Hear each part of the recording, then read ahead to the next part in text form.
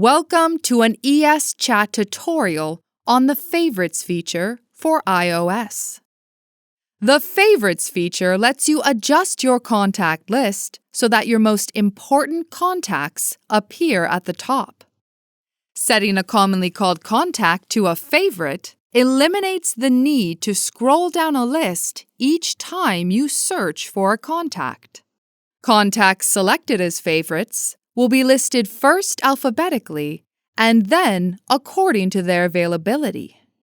To set a favorite, slide the desired contact to the left.